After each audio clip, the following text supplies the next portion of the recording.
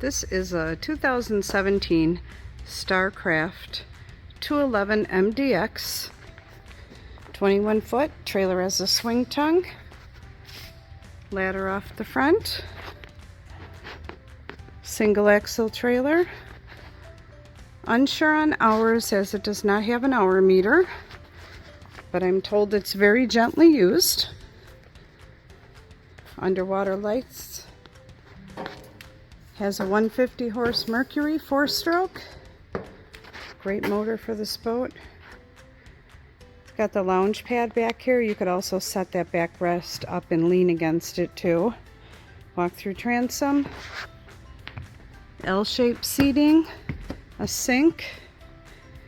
U-shaped seating in the front. That middle cushion does come out so people aren't sitting on your seat to walk through to the front.